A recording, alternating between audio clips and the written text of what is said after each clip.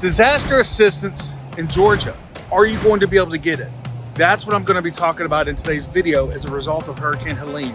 What you need to know as a Georgia homeowner, whether you're in Valdosta, Georgia, you're in Savannah, Georgia, Augusta, Georgia, Atlanta, Georgia, if you're a homeowner in those areas, this video is for you. So let's get started.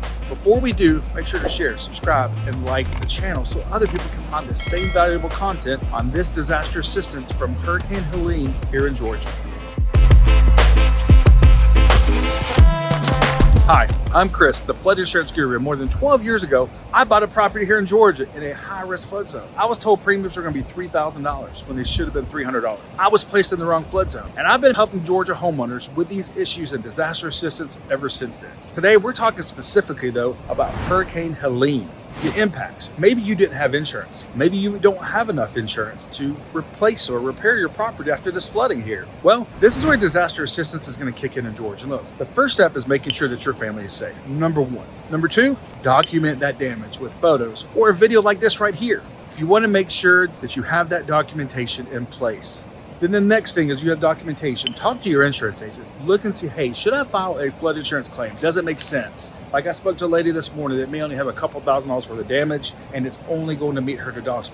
But the problem is that with flood, claims stay in the life of the property forever. So it could impact your resale value. It could impact your availability to get private flood insurance. But let's just say you've decided to file a claim and you get your insurance payout and it's just not enough. Well, this is where disaster assistance can help through maybe an SBA disaster loan here in Georgia or disaster grants. Now the difference here, remember, a grant doesn't have to be repaid, but something like an SBA disaster loan will have to be repaid. And remember, SBA disaster loans also have to be credit approved. I just spoke to a lady this morning who's been trying to get one approved since July of 2024, and now we're here at the end of September. So these can take some time. So those are going to be some options there. But here, in order to make sure that your community qualifies for disaster assistance, whether you're in Roswell, Georgia, Marietta, Kennesaw, you've got to report this damage locally to your community because they've got to have these damage reports to turn into the federal government to see if they're going to qualify for disaster assistance. Now look, as we shoot this video, we don't know if there's going to be a presidential disaster declaration filed for all of Georgia and these areas. We don't know if there's enough damage yet. It could take up to 6 months.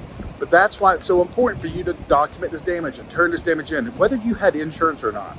And look, if you had flood insurance because your bank required it, awesome. However, the last two disasters in Georgia, the majority of people that were flooded did not because their bank didn't require it. That's why you need to understand what your flood risk is. And look, you can find the flood risk on your property simply by clicking in the description of this video. We have built a tool where you can get this information for free on our website.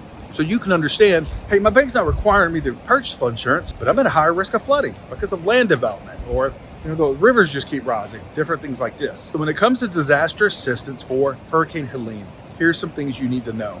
Insurance, step one. That's your front runner. Disaster assistance is going to be the step two. You see, we find so many people think, oh, I don't need insurance. I can just get disaster assistance. And I'll give you an example. During Hurricane Harvey, average payout on flood insurance was over $100,000. The average payout on disaster assistance was about $4,000. So look, it may not be very much. And remember, if you have a flood insurance policy, you're going to have building coverage up to $250,000 and you're going to have contents coverage up to $100,000. Those are the only two coverages. Remember, you're going to have a separate deductible for each one of those. If you have a private policy, you may have the same.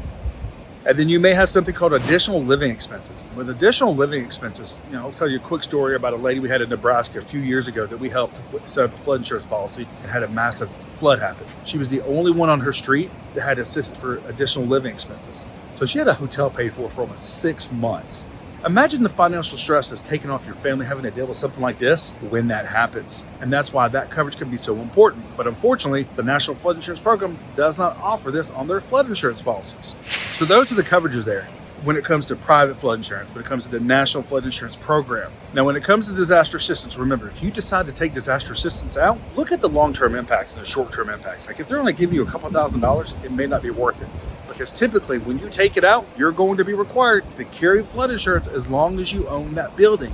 And it could be even when you go to sell the building that flood insurance is now going to be required. Even if you're not in a high-risk flood zone or what's called a special flood hazard area where a mortgage company is requiring it. So remember that. That $2,000 payout may not be worth it because it may end up costing you $20,000. So look at the short-term impacts and the long-term impacts. Have that conversation with your insurance agent. If they're not real sure about what's going on there, please reach out to us. We help walk people through these disaster assistance situations every day. I have a background in flood mitigation.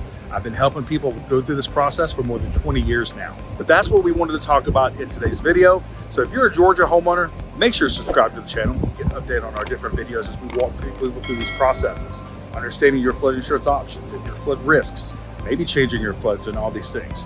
I'm Chris, the Flood Insurance Guru, and I want to say thank you for watching today's video on disaster assistance for Hurricane Helene in Georgia. Remember, everybody's in a flood zone. It's just a matter how fast water gets to you. Thank you.